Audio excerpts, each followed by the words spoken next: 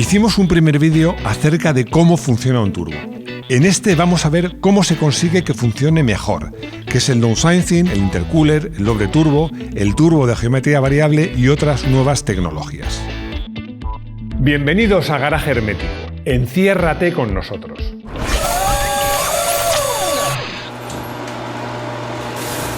Uno de los primeros vídeos que hicimos en este canal era un vídeo que se titulaba ¿Cómo funciona un turbo? Y ahí explicamos en qué consistía, cómo se inventó, un poco la historia. Este vídeo vamos a ir un paso más allá, va a ser un vídeo un poco más técnico, espero que no demasiado. Para aquellos que no habéis visto el vídeo, que lo mejor es que lo veáis, o para los que tenéis buena memoria, os recuerdo que nos quedamos en un punto. Un turbo es un cacharro que sirve para que el coche corra más y que tiene un pequeño problema, aparte de la complicación mecánica, que es ese, que tú aceleras, hasta que el coche acelera, pasa un pequeño lapso de tiempo, lo que se llama tiempo de respuesta o turbolag. ¿Por qué? Explico muy fácil cómo es un turbo. Son dos turbinas con el mismo eje, por una de ellas salen los gases de escape que mueven esa turbina y por la otra el aire de admisión que entra a presión en el motor. Por eso mismo tiene un tiempo de respuesta, porque nosotros aceleramos, poco a poco van saliendo los gases de escape que poco a poco lanzan la turbina, que va haciendo progresivamente que el motor corra más. Al principio ese tiempo de respuesta era muy largo y hoy podríamos decir que gracias a las tecnologías que os vamos a contar ahora es prácticamente inexistente. Os recordábamos en este primer vídeo que el turbo nace en la aviación, porque los aviones al ganar altura perdían potencia. Entonces con un turbo se evitaba eso. Los aviones no tienen problema de tiempo de respuesta, son motores no estacionarios, no funcionan siempre al mismo régimen, pero casi, tienen un margen muy pequeño y aparte desde que el piloto pues acelera hasta que el avión empieza a subir, si pasa un segundo no pasa nada. En un coche no es así, llegas a una curva, quieres acelerar, quieres dejar de acelerar, es completamente distinto. Para entender las nuevas tecnologías de las que vamos a hablar, es bueno que tengamos en la cabeza como en la instalación de un turbocompresor, que no es nada complicada. El turbo, ya os lo decía, son dos turbinas con un mismo eje. Y hay una conducción que lleva desde el escape, la válvula de escape, a una de las turbinas y de ahí sale hacia el exterior por el tubo de escape. Y por otro lado, el aire fresco a través del filtro de aire que va a la otra turbina y de ahí va a la válvula de emisión.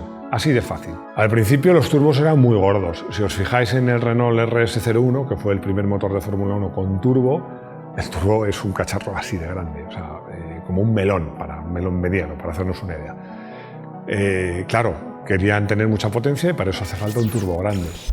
¿Qué problema tienen? Que un turbo grande tarda más en lanzarse la turbina y por eso tenían ese problema tan grave de tiempo de respuesta. Os he descrito más o menos la instalación de un turbo, pero falta una pieza clave. Aquí empezamos ya a profundizar un poco más del tema.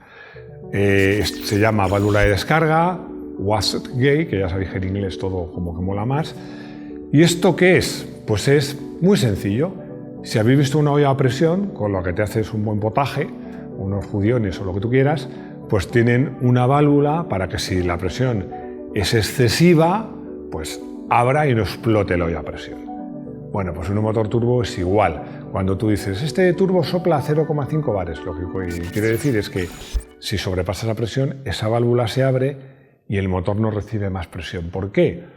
Porque si recibiera más y más presión, porque no hubiera válvula o porque estuviera rota, llegaría un momento que entraría tanto aire y tan a presión que el motor podría llegar a explotar.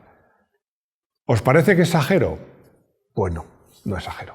Y aquí os voy a contar una anécdota. Una anécdota, yo calificaría estas anécdotas como frases míticas o frases célebres. Todas aquellas frases que empiezan por no te lo vas a creer suelen ser en este ambiente frases célebres. Pero esta es otra frase célebre que fue muy repetida, me acuerdo en la redacción de la revista. Estábamos probando un coche en banco. Tú diréis, ¿en el banco? ¿Fuiste a por dinero? No, en un banco de pruebas. Un banco de pruebas, metéis el coche en un sitio que tiene unos rodillos y lo puedes poner a tope. El coche no se mueven las ruedas en los rodillos y esos rodillos miden la potencia del motor. Y es lo que estábamos haciendo. Tú pones el coche a tope, parado, pero lo pones a tope. Y es lo que estábamos haciendo para medir la potencia. Me acuerdo además que era... No voy a decir la marca, mejor. Debía tener la válvula, wastegate averiado, y en cuarta empezamos a subir de vuelta. Bueno, un ruido ensordecedor, cada vez, y de repente se dio como una explosión, todo el motor y toda la habitación llena de humo. Inmediatamente paramos y ¿qué ha pasado? Bueno, pues teníamos ahí un mecánico, no era un gran mecánico, pero para cosas así, que había que cambiar ruedas, hacer cosillas, pues era el experto. Y llegó, cuando se pasó todo el humo, se acercó al coche. Se acercó al coche, abrió el motor, abrió el capó, miró por allí, con una linterna, miró y tal. Se volvió a todos, que estábamos expectantes, y dijo la frase mítica: esto va a ser algo. Está claro que era algo, era una biela por un costado. Pero bueno, esa frase de esto va a ser algo fue muy repetida. Pero vamos, lo que importa de esta anécdota es que la válvula de descarga es importantísima, porque es una válvula, realmente una válvula de seguridad. Seguimos dando pasos en complicación técnica. A este esquema que teníamos vamos a añadirle otra pieza, que es un radiador. Lo podemos llamar intercambiador aire-aire, que mola más, radiador de aire o intercooler, que ya sabéis que esto en inglés siempre mola más. ¿Y esto en qué consiste? Pues que cuando el aire pasa por el turbo, el aire fresco, y viene el filtro por ese tubo, pasa por el turbo y ya a presión entra en el motor. Pero claro, un turbo funciona a muy alta temperatura, fácilmente entre 700, 750 o 950 grados. Claro, el aire pasa por ahí y se calienta mucho. Si ahí ponemos un radiador, conseguimos enfriarle. Es una ventaja. Para un motor, siempre que todo esté más frío, es una ventaja. Pero es que además, ya sabéis, que a igualdad de volumen, si el aire está más frío, entra más oxígeno. Si hay más oxígeno, podemos quemar más gasoil o inyectar más gasolina. Con lo cual es mejor y el coche corre más. Y el intercooler tiene esta misión. Los intercooler no suponen un problema técnico desde el punto de vista de las conducciones, sino de su ubicación, porque son radiadores muy grandes, más grandes que el radiador de agua de un coche. Y entonces encontrar una ubicación en un coche de calle no es fácil, en un coche de competición es aún más complicado. Volviendo a lo importante que es la temperatura, muchos habréis oído, os ha pasado, a mí me ha pasado, ir con un coche con turbo una noche de invierno y decir, qué bien va el coche. Hombre, claro que va bien. Es que con el aire frío un motor corre más, pero un motor turbo se nota mucho más, mucho más. De hecho, nosotros hicimos alguna prueba muy divertida para hacer un reportaje para la revista, que lo que hacíamos era poner en la entrada del radiador del coche pues un tamiz con hielo picado, hielo pilé. En vez de hacer mojitos, hacíamos esas cosas. Y realmente, simplemente con esto, el coche ganaba unos cuantos caballos. O sea que la importancia de que el aire que entre en el motor esté frío es muy, muy relevante. En ese vídeo de la historia de los turbo, pues ya os comentábamos que el turbo al principio se aplicó en competición y luego en coches deportivos, aunque Saab fue probablemente la primera marca que en grandes series usó el turbo no con finalidades de coches deportivos, ¿no?, sino con la finalidad que se usa hoy día. Es muy sencillo. ¿Por qué se usa tanto el turbo? Porque hay una tecnología, más que una tecnología, es una forma de ver la vida que se llama el downsizing. El downsizing significa, en general, más por menos. ¿Qué quiere decir esto? Pues que antes, si un ingeniero decía, no, para este coche yo quiero un motor que tenga 150 caballos. Bueno, pues ponía un motor de 2 litros, 4 cilindros, con su inyección, todo ese tinglado, y tenía los 150 caballos. ¿Y ahora qué puede hacer? Pues que en vez de un motor grande de 2 litros, pone un motor de 1,4, incluso de 3 cilindros, menos piezas en movimiento, menos rozamiento, le mete un turbo y consigue los mismos resultados, más por menos. Esto se ha aplicado mucho en competición y bueno, se puede aplicar a todo en esta vida, ¿no? Pero los turbos han tenido mucho éxito precisamente para conseguir esto, para conseguir motores más pequeños, igual de potentes, pero más económicos. Seguimos complicando todo un poco más. Vamos a ver tecnologías para conseguir más potencia, pero sin los problemas de tiempo de respuesta. La primera tecnología es el doble turbo. Os voy a explicar, esto es sencillísimo. Si ponemos un turbo pequeñito, conseguimos que enseguida se acelere, es decir, tiene menos tiempo de respuesta. Esto es fácil de entender, menos inercia. Pero también es fácil de entender que aumentaremos poco la potencia. Si ponemos un turbo grande, como os comentaba en el Renault RS01 de Fórmula 1, tendremos mucha potencia, pero tendremos una turbina pesada que cuesta tiempo en lanzarla, con lo cual habrá tiempo de respuesta. ¿Cuál es la solución? La solución es sencillísima, poner 2 turbos, uno pequeñito para el bajo régimen y uno grande. Los puedes poner en paralelo, es decir, que los dos trabajan a la vez, o en serie, que primero empieza a trabajar el pequeñito y luego el grande. Os voy a poner un par de ejemplos interesantes. Por ejemplo, el Audi RS6, que hasta 2017 utilizaba este sistema. Pero un ejemplo más interesante, que es el Veyron, el Bugatti Veyron. Me diréis, no, el Bugatti Veyron no es biturbo, porque tiene 4 turbos. Sí, tiene 4 turbos, pero es que en realidad ese V12 funciona como si fueran 2 motores de 6 cilindros biturbo. El ejemplo de turbos en serie sería uno muy interesante, muy paradigmático, que es el Porsche 959, que recurría a esta tecnología. Otra tecnología que hoy en día es muy utilizada es el Twin Scroll, que es muy fácil de explicar. En vez de tener una conducción desde el colector de escape o de emisión al turbo, va independiente para cada cilindro o para cada grupo de cilindros. De esta manera, jugando con en qué punto está cada cilindro, sea emisión, escape o tal, tú puedes conseguir que el turbo no pierda inercia y funciona casi como si fuera un motor biturbo, pero con un solo turbo. Otra tecnología muy utilizada, el turbo de geometría variable. El turbo de geometría variable es muy sencillo, muy sencillo. Variando la incidencia de los álabes, tú consigues que a bajo régimen el turbo funciona como si fuera un turbo pequeño, pero luego abres los álabes y cuando vienen muchos gases de escape, el motor, el turbo, sopla mucho. Al final es una solución que probablemente te diría que es la mejor. Es la mejor y se utiliza muchísimo en diésel, en motores turbodiesel.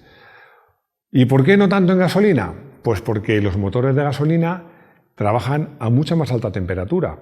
Os comenté que los motores diésel trabajan en general con exceso de aire y esto tiene la ventaja de que los gases de escape del diésel, parece una tontería, pero son más fríos.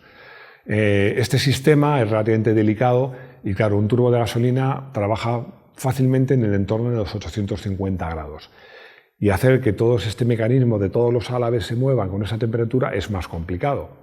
Es difícil, pero no imposible, porque Porsche fue la primera marca que en el 718, que ahora se llaman Cayman y Boxster, sus Cayman y Boxster, que ahora se llama 718, ya utiliza esta tecnología. Después de Porsche, bueno, ya sabéis que Porsche y Volkswagen, Porsche es accionista de Volkswagen y intercambian tecnología, incluso motores. Pues después de haber probado esta tecnología en los Porsche, Volkswagen está preparando un motor que es un 1.5 TSI que va a tener varias versiones, pero una de ellas dará 175 caballos y que utiliza, aun siendo gasolina, esta tecnología del turbo de geometría variable. Otra tecnología muy reciente, que es el turbo eléctrico. Ojo, la llamamos así turbo eléctrico, pero no es un turbo eléctrico. Pero antes de explicaros esta tecnología, os voy a contar, si habéis visto el vídeo de la historia de Grupo B, que si no lo habéis visto os lo recomiendo, hablamos del Lancia Delta S4 y decíamos una cosa, que era un motor que tenía un turbocompresor, pero además tenía un compresor mecánico, porque esto hacía que tuviera mucha potencia a bajas vueltas. ¿Y qué es lo que ha hecho Audi? Audi ha copiado, entre comillas, la idea, pero en vez de poner un compresor mecánico, ha puesto un motorcito eléctrico en el turbo. ¿Qué es lo que pasa? Que cuando no hay gases de escape suficientes para mover el turbo, lo mueve el motorcito eléctrico. Y con esto consigue que el turbo funcione bien a bajas y altas vueltas. Y la idea ha dado muy buen resultado, porque yo esto lo voy a leer para no confundirme. En el Audi SQ7 4.0 TDI, con este sistema se consigue nada menos que 435 caballos y un tacto de acelerador exquisito. Yo creo que es una solución muy interesante. Volvo está estudiando una solución similar que se llama Power Pulse para conseguir lo mismo, para que el turbo tenga velocidad a bajas vueltas, cuando no hay gases de escape, lo que hace es inyectar aire comprimido. Está trabajando en este sistema, parece que con buenos resultados, y bueno, pues ya veremos porque todavía no he probado ningún coche con este sistema. Y para acabar hablamos de BMW. BMW ha sido una tecnología, una estrategia de que más es mejor. Lo contrario que el downsizing. ¿Por qué Max es mejor? Porque BMW ya tiene un motor diésel, turbodiesel, 4 cilindros de 3 litros con 3 turbos. Pero es que está trabajando en un motor turbodiesel con 4 turbos. Con estos 4 turbos, uno es Twin Scroll, otro de geometría variable, consiguen, claro, os podéis imaginar, 4 turbos podemos conseguir lo que quieran, ¿no? Pero sí que consiguen que en algún momento un turbo esté funcionando bien, a bajo régimen, a medio, a alto, y así tienen un motor, que lo voy a leer, consigue en su 3.0 turbodiesel nada menos que 400 caballos. Tiene gracia porque recordáis que en este vídeo del turbo comentaba que el primer coche con motor turbo europeo, un coche de serie e interesante, fue el BMW 2002. El BMW 2002, que es un coche de culto, que dio muchos problemas, y BMW le dio la espalda al turbo durante mucho tiempo. Tardó mucho en utilizar el turbo. Primero en los turbodiesel, pero tardó bastante en usarlo en los coches de gasolina. Pero es que en este momento os diría que casi la totalidad de los motores de BMW son turbo. Y bueno, esto seguro que no va a parar aquí. No va a parar aquí porque la tecnología es imparable, el avance que están teniendo los motores alternativos convencionales es increíble. Yo sé que están llegando los coches eléctricos, a mí me gustan, creo que son perfectos para según qué usos, por ejemplo en ciudad, pero personalmente soy de la idea que los motores convencionales, alternativos, diésel y de gasolina, les queda mucho recorrido. Y las marcas siguen investigando y siguen haciendo motores fantásticos, cada vez más ligeros, cada vez más fiables, cada vez más potentes y cada vez más económicos y más ecológicos. Y ya llegados a este punto, pues llega el momento que todos estáis esperando, el del coche del día. En el coche del día que le he dado vueltas pensando en qué pensaréis vosotros, porque un coche del día podía ser el BMW 2002 Turbo. ¿Por qué? No solo fue uno de los primeros, sino que además fue el primero, por lo menos el primero que yo recuerde, que llevaba escrita en el frontal la palabra turbo, pero la llevaba escrita como las ambulancias, dadas la vuelta, de forma que si tú ibas en tu coche y mirabas al espejo, veías el morro de BMW y la palabra turbo. La palabra turbo en esos momentos era mágica, por supuesto te echabas a la derecha. Otro coche que podría haber sido coche del día y que no lo he elegido porque ya lo ha sido, es el Renault 5 GT Turbo. Por muchas razones, que ya conté en su momento, era un coche de un nivel de prestaciones increíble para su precio, pero además, volviendo a la mística y a la mítica del turbo, en el cristal trasero llevaba la palabra turbo muy grande, que además algunos espabilados cambiaban el orden de las letras y ponían bruto. Bueno, eso daba una idea de cómo era el conductor. Pero no va a ser ni uno ni otro, va a ser un coche que me encanta y que además me sorprendió la primera vez que lo probé. Y que es de una marca. Os voy a dar una pista. Hay mucha gente que dice, no, era, porque ya no existe, desgraciadamente. ¿Es una marca de coches que hacía aviones? No. Era una marca de aviones que hacía coches. Estoy hablando, por supuesto, de Saab. Es increíble que Saab y Volvo son dos marcas, entre comillas, próximas, hermanas, las dos suecas. Saab ha desaparecido y Volvo pues sigue teniendo mucho éxito. Los Saab eran muy innovadores y el 900 Turbo especialmente. El 900 Turbo además era un coche que se notaba que estaba fabricado por gente que hacía aviones, porque el parabrisas estaba no muy inclinado, pero era muy redondo, como la carlinga de un avión. Todo era curioso, por ejemplo, la llave de contacto no iba al lado del volante, iba entre los dos asientos. Y el antirrobo no era un bloque de volante, bloqueabas la palanca de cambios en la marcha atrás. Y luego además, cuando entrabas en el coche, era muy fácil de entrar, porque es que la puerta mordía mucho el chasis, o sea, prácticamente quitaba un trozo del suelo cuando entrabas. Era facilísimo de entrar. Era un coche, para mi gusto, exquisitamente acabado, muy bonito, que tenía un buen comportamiento, bastante turbo, porque aunque era un turbo de las primeras generaciones, era un turbo muy suave, pero tenía bastante tiempo de respuesta.